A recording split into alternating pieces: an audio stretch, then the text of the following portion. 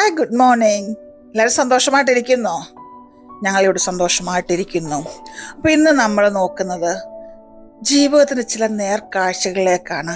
ഇത് എത്രത്തോളം എല്ലാവർക്കും ഉൾക്കൊള്ളാൻ പറ്റുമെന്ന് എനിക്കറിയില്ല. എന്നാൽ ആരെയും വേദനിപ്പിക്കുവാനോ മുറിവേൽപ്പിക്കാനോ ഒന്നുമല്ല. എനിക്ക് അനുഭവപ്പെട്ട ചില കാര്യങ്ങൾ ഒന്ന് ഷെയർ ചെയ്യാമെന്ന് വിചാരിച്ചു. മാറിക്കൊണ്ടിരിക്കുന്ന കാലഘട്ടത്തിലെ മാറ്റങ്ങളാണ് വാർദ്ധക്യത്തിലെ നമ്മുടെ മാതാപിതാക്കന്മാർ. എത്രത്തോളം അവരെ നമ്മൾ മനസ്സിലാക്കുന്നു എന്നതാണ്. നമ്മുടെ ജീവിതത്തിൻ്റെയും മരണത്തിൻ്റെയും ഇടയിലുള്ള അവസ്ഥകളിലെ ലാസ്റ്റ് അവസ്ഥയാണ് വാർദ്ധക്യം. മുമ്പൊക്കെ നമ്മുടെ മാതാപിതാക്കന്മാർ നമ്മുടെ ഭവനങ്ങളിൽ ഒരു അനുഗ്രഹമായിരുന്നു. ദൈവം പറഞ്ഞു, വാർദ്ധക്യവും നരയുള്ള കാലത്തും ഞാൻ നിന്നെ ഉപേക്ഷിക്കുകയില്ല എന്ന്. അവർ നമ്മുടെ ഭവനത്തിൻ്റെ ഒരു വിളക്കായിരുന്നു. എന്നാൽ ഇന്നോ കാലചക്രം അതിവേഗതയിൽ ഓടുമ്പോൾ എല്ലാവരും തിരക്കായി. നമ്മുടെ ബിസി ലൈഫ് എന്തിനോ വേണ്ടിയൊക്കെയുള്ള ഓട്ടമാ. അവിടെ ഓർക്കാതെ അവഗണിച്ചു പോകുന്ന ചില മുഖങ്ങളുണ്ട്. പ്രായമായ നമ്മുടെ മാതാപിതാക്കന്മാർ. എല്ലാവരെയും അല്ല ഞാൻ പറയുന്നത്. മാതാപിതാക്കന്മാരെ സ്വന്തം പ്രാണനേക്കാൾ ഉപരിയായി സ്നേഹിക്കുന്ന, ശുശ്രൂഷിക്കുന്ന അനേകം മക്കളുണ്ട്. അവരെ ഓർത്ത് ഞാൻ അഭിമാനിക്കുന്നു. ഹൃദയത്തിന്റെ ഭാഷയിൽ അവർക്ക് സ്നേഹത്തിന്റെ പൂച്ചെണ്ടുകൾ. എന്നാൽ എന്നെയും കൂടെ പ്രതിക്കൂട്ടിൽ നിർത്തിക്കൊണ്ടാണ് ഇപ്പോൾ ഞാൻ നിങ്ങളുടെ മുമ്പിലായിരിക്കുന്നത്. ഒരു പക്ഷേ ഇത് നമ്മുടെ അറിവില്ലായ്മ കൊണ്ടോ മനഃപൂർവ്വമായി മറന്നു പോകുന്നതാകാം.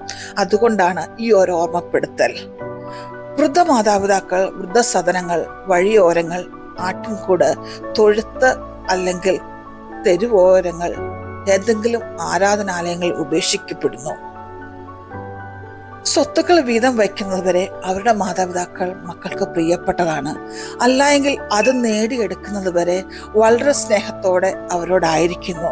എന്നാൽ അതിനുശേഷം കറിവേപ്പില പോലെ അവരെ മാറ്റിക്കളയുന്ന ഒരു രീതി, ഒരു പ്രവണത ഇന്ന് നമ്മുടെ കാലഘട്ടത്തിൽ നമ്മൾ വളരെ അധികം സംഭവങ്ങൾ കേട്ടും കണ്ടുകൊണ്ടിരിക്കുന്നു. നിങ്ങൾക്ക് ഞെട്ടിക്കുന്നൊരു കണക്കറിയാവോ? സാക്ഷരതയിൽ നമ്മൾ ഒന്നാമതാണെന്ന് അഭിമാനിക്കുമ്പോഴും ദൈവത്തിൻ്റെ സ്വന്തം നാട് എന്ന് നമ്മൾ പറയുമ്പോഴും നമ്മുടെ കൊച്ചു കേരളത്തിലാണ് വൃദ്ധരായ മാതാപിതാക്കന്മാർ ഏറ്റവും അധികം ഉപേക്ഷിക്കപ്പെടുന്നത്. We have to slow down. ഒന്ന് വേഗത കുറയ്ക്കൂ. നമ്മൾ പലപ്പോഴും വളരെ പ്രാധാന്യത്തോടെ വാർദ്ധക്യ ദിനം പോലും ആചരിക്കുന്നു. എന്നാൽ അതിൻ്റെ 1000-ൽ അംശം മതി നമ്മുടെ മാതാപിതാക്കന്മാർക്ക് അവരുടെ സ്വന്തം ഭവനങ്ങളിൽ അവരുടെ വാർദ്ധക്യം സമാധാനത്തോടെയും സന്തോഷത്തോടെയും മുമ്പോട്ട് കൊണ്ടുപോകുവാൻ. ഇന്ന് പൊതുസേവനത്തിന്റെ പേരും പറഞ്ഞ് രജിസ്റ്റർ ചെയ്യപ്പെടുന്ന വൃദ്ധസദനങ്ങളുടെ എണ്ണം വളരെ കൂടിക്കൊണ്ടിരിക്കുകയാണ്. എന്നാൽ എൻ്റെ പ്രിയപ്പെട്ടവരെ, ഒരു സത്യം മനസ്സിലാക്കുക. കൊണ്ടാക്കുന്നവർ മാത്രമല്ല, സ്വയമേ ഓൾഡ് ഏജ് ഹോമിലേക്ക് സ്വന്തമായി ചുവടുവയ്പ് നടത്തുന്ന മാതാപിതാക്കളുണ്ട്. അതെന്തുകൊണ്ടാണെന്നറിയോ? സ്വന്തം ഭവനത്തിൽ അവർ അവഗണിക്കപ്പെടുമ്പോൾ, തിരസ്കരിക്കപ്പെടുമ്പോൾ അവരുടെ അഭയസ്ഥാനമാണ് ഓൾഡ് ഏജ് ഹോം അല്ലെങ്കിൽ കെയർ ഹോം. നമ്മുടെ മാതാപിതാക്കൾ മറ്റൊന്നും ആഗ്രഹിക്കുന്നില്ലെന്നേ, ഒരല്പം പരിഗണന. ഒരു പക്ഷെ നമ്മൾ പറഞ്ഞേക്കാം, അവർ പണ്ടത്തെ ആൾക്കാർ, അവർക്കൊന്നും അറിയില്ല, അവരെ നമ്മൾ വില കൽപ്പിക്കേണ്ടതുണ്ടോ? എന്നാൽ ഒന്നോർക്കുക, നമ്മൾ ടെക്നോളജിയിലൂടെയും ശാസ്ത്രത്തിലൂടെയും പലതും പഠിച്ചപ്പോൾ അവരുടെ ജീവിതവും ജീവിതാനുഭവങ്ങളുമായിരുന്നു അവരുടെ പാഠപുസ്തകങ്ങൾ. അവഗണന എന്നത് അസഹനീയമായ ഒരു വേദനയാണ്. നമ്മയൊക്കെ വളർത്തി വലുതാക്കി ഇത്രത്തോളം എത്തിക്കാൻ അവർ ഒത്തിരി ത്യാഗം സഹിച്ചിട്ടുണ്ട്. ഒത്തിരി കഷ്ടപ്പാടുകളിലാണ് അവർ മുമ്പോട്ട് പോയത്. അവരെ തന്നെ മറന്നുകൊണ്ട് അവർ നമുക്ക് വേണ്ടി ജീവിച്ചു. അപ്പോൾ നിങ്ങൾ എന്നോട് ചോദിച്ചു കൊള്ളുക, നമ്മൾ നമ്മുടെ മക്കൾക്ക് വേണ്ടിയല്ലേ ജീവിക്കുന്നത്? അതെ, അതുകൊണ്ട് തന്നെയാണ് ഞാൻ പറയുന്നത്. ഇത് ഒരു ബൂംറാങ് പോലെ നമ്മുടെ അടുക്കിലേക്ക് തിരികെ എത്താം. ഒരു പഴഞ്ചൊല്ലില്ലേ, പഴുത്തല വീഴുമ്പോൾ പച്ചില ചിരിക്കില്ല എന്ന്. അല്ല എങ്കിൽ യഥാ രാജ തഥാ പ്രജ. നമ്മൾ എന്താണോ ചെയ്യുന്നത് അത് തന്നെയായിരിക്കും നമ്മളുടെ മക്കളും ഫോളോ ചെയ്യുന്നത്. മറത്തു പോകല്ലേ. താണു വണങ്ങിയില്ലെങ്കിലും തള്ളിക്കളയല്ലേ. തളരാതെ അവരെ ചേർത്ത് പിടിക്കണേ. നമ്മളൊക്കെ പ്രവാസികളൊക്കെ ആയിരിക്കാം, എന്നും വേണമെന്നില്ല.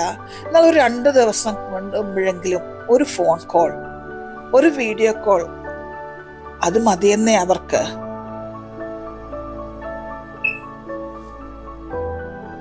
നമ്മളും ഇതേ അവസ്ഥയിലൂടെ ഒക്കെ കടന്നു പോകും. വാർദ്ധക്യം നമ്മളെയും തേടിയെത്തും. കാലം കണക്ക് ചോദിക്കാൻ ഇടവരരുതേ. നമ്മുടെ സ്വന്തം ആവശ്യങ്ങൾക്ക് വേണ്ടിയും സ്വത്തിനു വേണ്ടിയും മാത്രമല്ല നമ്മുടെ മാതാപിതാക്കന്മാർ. ഇന്ന് പലർക്കും അവരുടെ ആവശ്യങ്ങൾ നേടിയെടുക്കാൻ അല്ലെങ്കിൽ ചെയ്തു കൊടുക്കാൻ വേണ്ടി മാത്രമാണ് മാതാപിതാക്കന്മാർ. എല്ലാവരും ഉദ്ദേശിച്ചല്ല ഞാൻ പറയുന്നത്. അതിനുവേണ്ടി വളരെ സ്നേഹത്തോടെ അവരെ സമീപിക്കും. എന്നാൽ ഇനി ഒന്നിനും അവരെ കൊണ്ട് കഴിയുകയില്ല എന്ന് ആകുമ്പോൾ മനഃപൂർവ്വമായി ഓൾഡ് ഏജ് ഹോമിലേക്ക് അവരെ ആക്കും. എന്നാൽ അവരെ വളരെ സ്നേഹത്തോടെ കരുതുന്ന സന്ദർശിക്കുന്ന മക്കളുണ്ട്. അവർക്കൊരായിരം നന്ദി. കഴിഞ്ഞ അവധിക്കാലം ഞങ്ങൾ ഒരു ഓൾഡ് ഏജ് ഹോം സന്ദർശിക്കാനിടയായി. അവിടെയുള്ള മാതാപിതാക്കന്മാര് പറയാതെ പറഞ്ഞ ചില കാര്യങ്ങളുണ്ട്. അതൊക്കെയാണ് ഈ വീഡിയോ ചെയ്യുവാൻ എന്നെ പ്രേരിപ്പിച്ചത്. എന്നാൽ എന്നെ അത്ഭുതപ്പെടുത്തിയ മറ്റൊരു കാര്യം അവിടെ ഉണ്ടായി. അവിടെ ഡിമെൻഷ്യ, അൾഷിമേഴ്സ് ഒക്കെ ബാധിച്ച അച്ഛനമ്മമാരുണ്ട്. എന്നാൽ അവരാരും സ്വന്തം മക്കളുടെ കുറ്റം പറഞ്ഞിട്ടില്ല. അവർ നോക്കിക്കൊണ്ടിരിക്കുകയാണ്. ഞങ്ങളുടെ മക്കൾ വരും, ഞങ്ങളെ തിരികെ കൊണ്ടുപോകാൻ. വളരെ ആത്മാർത്ഥതയോടെ അവർ വെയിറ്റ് ചെയ്യാണ്. എന്നാൽ അവർ മനസ്സിലാക്കാതെ പോയ യാഥാർത്ഥ്യമുണ്ട്. ഈ മക്കളാരും തിരിച്ചവരെ അവരുടെ സ്വന്തം വീടുകളിലേക്ക് കൊണ്ടുപോകുകയില്ല എന്നത്. അവിടെ സ്വന്തം മാതാപിതാക്കളെ പോലെ ശുശ്രൂഷിക്കുന്ന, പരിപാലിക്കുന്ന സഹോദരി സഹോദരന്മാരുണ്ട്. അവർക്ക് ദൈവം ധാരാളമായി പ്രതിഫലം കൊടുക്കട്ടെ എന്ന് ഞാൻ ആത്മാർത്ഥമായി പ്രാർത്ഥിക്കുന്നു. നമ്മൾക്ക് നമ്മളോട് തന്നെ ചില ചോദ്യങ്ങൾ ചോദിക്കാം. എപ്പോഴാണ് നമ്മുടെ മാതാപിതാക്കന്മാർക്ക് നമ്മുടെ ഇമ്മീഡിയറ്റ് നീഡ് ആവശ്യമുള്ളത്? അതിനുവേണ്ടി നമ്മുടെ കരിയറോ നമ്മുടെ ഗോൾസോ നമ്മുടെ സ്വപ്നങ്ങളോ ഒന്നും ഉപേക്ഷിക്കണമെന്ന് ഞാൻ പറയുന്നില്ല. എന്നാൽ ഇത് രണ്ടും കൂടെ എങ്ങനെ നമുക്ക് ബാലൻസ് ചെയ്തുകൊണ്ട് പോകാം എന്ന് നമ്മൾ ചിന്തിക്കുക. അവരുമായി എപ്പോഴും ഒന്ന് കണക്റ്റ് ആയിരിക്കാൻ ശ്രമിക്കുക. അവരെ സപ്പോർട്ട് ചെയ്യുവാൻ നമുക്ക് പറ്റുന്നുണ്ടോ എന്ന് ഒരു പുനർചിന്തനം ചെയ്യുക.